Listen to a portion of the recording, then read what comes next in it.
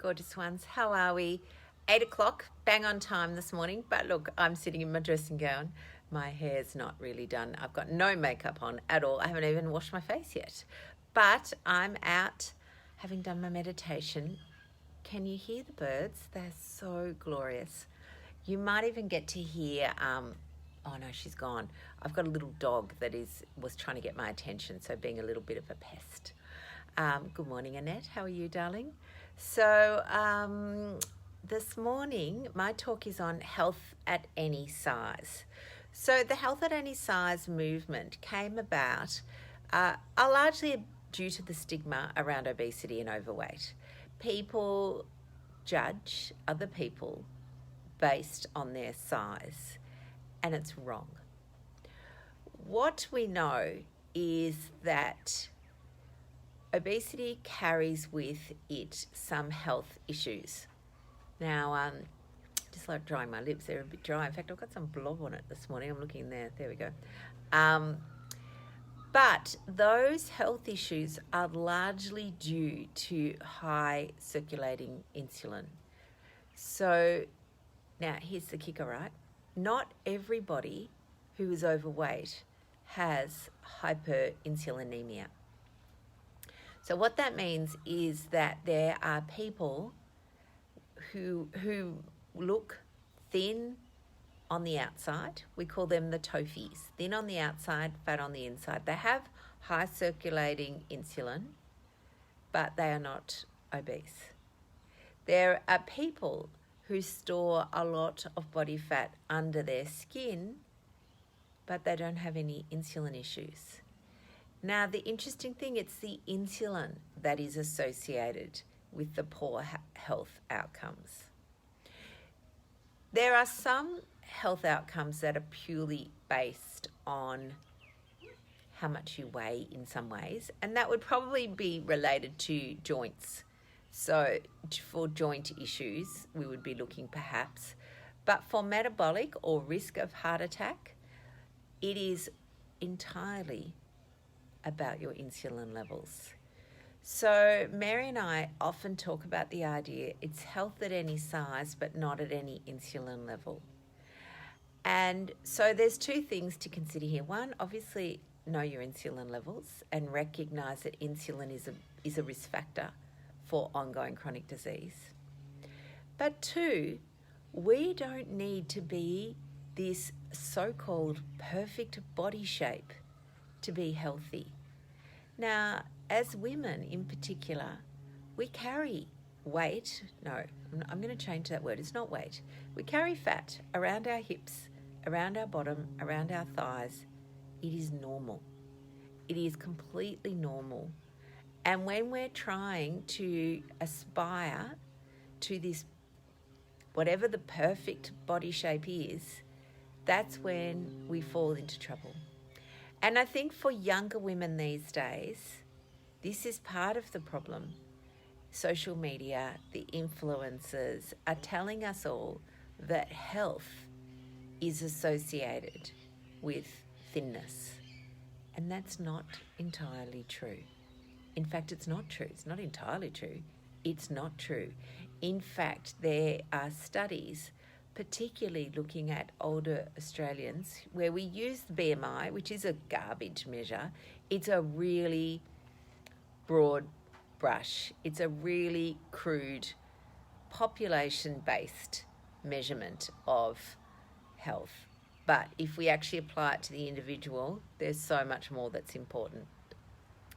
But certainly, if people are underweight, then the reason for that is often they don't have enough muscle mass. So muscle mass is associated with good health. Now, again, I'm going to qualify that because it's not all muscle mass. It's not massive muscle mass. I mean, we know that there are people out there, who are bodybuilders who use, perhaps steroids or overtraining or whatever to win their competition. I can tell you that they're not healthy. So health really is about this balance. It's not moderation, okay? As you know, I really despise that term that you can eat anything in moderation. That's not true for a lot of people. and it doesn't really help you understand anything. But health, good health, is really not about how you look. It's about your metabolic hormones. It's about, getting good restorative sleep. It's about moving your beautiful body. It's about managing your incredible mind. It's about spending time connecting with people. If you can nail those, then you're healthy. You don't need to look like a 20-year-old supermodel to be healthy. You don't, there's no point being, maybe some super lean person who only gets 4 hours a night sleep. That's not healthy. So it really, truly is, truly is about this balance and meeting those needs for your body, managing your hormones, eating real food, moving your body, connecting with your friends. If you can do all of those, then the chances are, my loves, that you are healthy.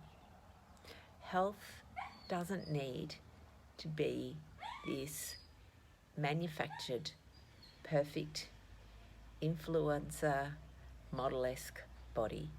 It is a real human who's meeting those needs, who can be carrying some extra fat around their hips, around their bottom, even around their middle. That doesn't necessarily mean that they are having, that intra-abdominal fat we talk about, so the fat around your liver and all of those. So, my loves, I'm very mindful of people, places that talk to you about being healthy. And, there's some lovely, gorgeous 20-year-old girl who's basically saying, do what I do and you'll be healthy. It doesn't work like that.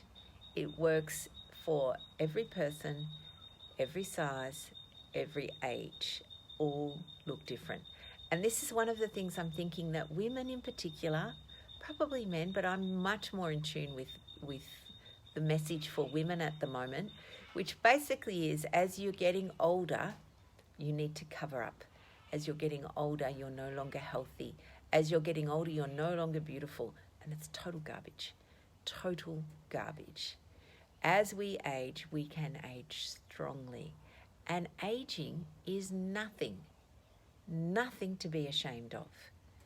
It's going to happen. I mean, I don't get it. Why is this stigma associated with a perfectly natural process that can only be avoided by death? That is the only way to not get old. So we, as a society, need to be embracing aging, embracing our older people, and starting to appreciate and recognize them. So, my loves, health at any size, health at any age. We are glorious. That's it for me this morning. I've got to go. I've got a meeting with my lovely Erica. Then I better go and have a shower. Today's a home day for me. I do working on RLM stuff from home. So it's a slower start to the morning, but you know what? I love that because try as I might, I'm not a morning person. I've tried. I have to start now managing that and thinking, okay, I get slower in the morning. I'm very good at working in the evening. I'll see you tomorrow morning, 8 o'clock. I'll be dressed by then. And take care, darlings. Bye now.